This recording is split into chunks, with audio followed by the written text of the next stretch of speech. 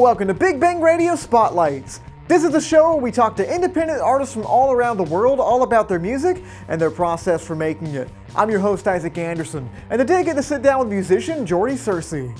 Without any further ado, here's the interview. Jordy, thank you so much for joining me today. I really do appreciate it. So I want to start at the beginning of your musical journey, just like we do with all the other artists that we talk to on the show. So the first question I want to ask you is, what is your earliest musical memory?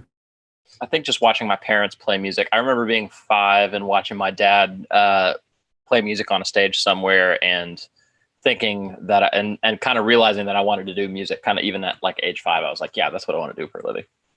I also read that you grew up in a very musical family and you were surrounded by music as you were growing up, and it sounded like you've been playing music for quite some time. Do you remember the first song that you wrote? I think I was 10 or 11. And I, wrote. It's like a little like singer-songwriter thing, and then I was really excited about it, and showed my mom, and it felt like kind of, especially songwriting, especially like I'd been playing a lot of different instruments before that at an early age, but songwriting was the first thing where I was like, oh man, this is really exciting. I want to dive into this a whole lot. When did you know that music was the thing that you wanted to pursue? Like you knew you didn't want to pursue any other job, you wanted to go for music. When did that happen for you? I don't think I've ever had a time where I wasn't going to pursue music. Like I said, literally like 5 or 6 years old, I was like, I'm going to do this forever. I'm going to do this for a living. And it's also like the family business too. So I was always around, like both my parents were musicians and, had worked in music in a couple of different capacities and different jobs and things. And so when I first moved to Nashville, for a couple of weeks, I had a job like working a cash register. And then I was just like, I feel like I can make all this money if I just find a 1 weekly gig. I've kind of been lucky in some sense because I feel like I was given a really like business mindset understanding of doing music for a living from my parents. But I was also like, I have no other skills. And it would take a lot to pivot to something else at this point. But it's been really wonderful. It was so much easier before we got our feelings hurt, and I can't pretend that it's easy. Why can't we be friends? Why'd I have to be so mean when people were 18? Why'd you get high about it? I'm just glad you got to rehab, 'cause we should have been in a bed. This is not even about you. I'm alone with or without you. I love you 'cause I don't love me. I don't think I deserve better, but we deserve better. When you write, do you tend to write from an experiential standpoint? Do you try to go more for like a figurative thing? I don't know. How does that work for you? I think because I write, I just generally have a lot of output, and it also kind of takes me a lot of songs to find the songs that I want to record. I end up kind of doing it all different ways every time. I like, depending on the day, I'll write about something that I'm feeling, or a lot of my songs are like just completely made up stories. Some songs are more like emotional word pictures with a hook around it, and it's more about the emotion of the song than about like a specific topic. Just kind of depends. Or a lot of times I'll start with a hook and an idea, and then I'll fill in a story later after I finish like the melody and the chorus and everything and the verses. I'll be like, okay, what's the story about? So I think it's kind of all different types, and like from all different starting points too. Like sometimes I'll listen to another song while I'm writing the lyrics, and then go back and rewrite a melody to the lyrics that I just wrote. Yesterday I was writing like a pop punk thing. So I was like, okay, what's my version of like a pop punk song? And I was trying to emulate. I listened to a bunch of like old Reliant K records and tried to emulate, okay, what are they doing there? How do I drag that into my thing? I do think when I'm making a record, a record is just a collection of songs over a period of time. So the record kind of, like my last record, Daylight, tends to have a like storyline that encompasses the last couple of years of my life. So there ends up being kind of a natural through line with albums, but yeah, the process is, all different ways.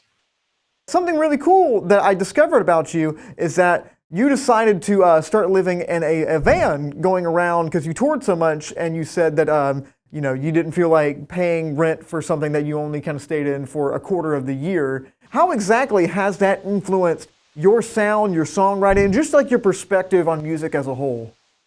Doing the van thing was really taking an adventure that had nothing to do with music to kind of not make my life revolve around music or my perception as of myself as an artist or a musician. You know, I think like the idea that people that I don't know want to show up to my shows and talk to me is like still something that like wigs me out a little bit. And it is amazing, but it's also like, you know, the van was kind of an escape from all of that, and has been that in a really good way, and kind of allows music to be like the day job that I'm like really passionate about. But, you know, and then have like surfing is probably my biggest hobby outside of music, and I like it like almost as much as I like music. So it's yeah, the van was a little bit of an escape from all that. And I think just being in the van like has led to more songs just like written on a guitar. Like I have less, you know, it's a little bit tougher to like pull out a ton of instruments and like switch between them and make a track. And like I don't have a drum set to record stuff on, and, you know,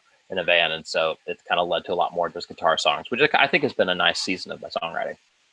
I want to hop on to your latest record, which is called Daylight. I know you mentioned it a little earlier.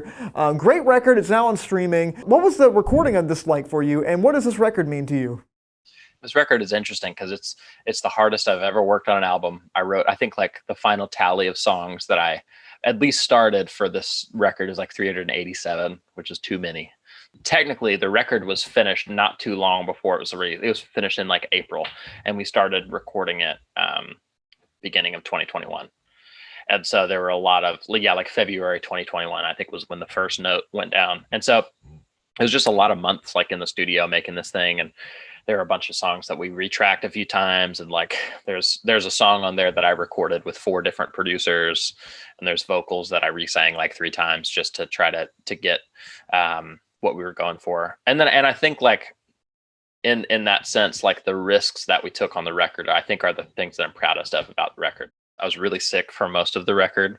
I had like long COVID. And so I was like tired all the time and would always get, my immune system was down. So I like got ear infections, like a lot, like 2 or 3 in a row while I was tracking vocals.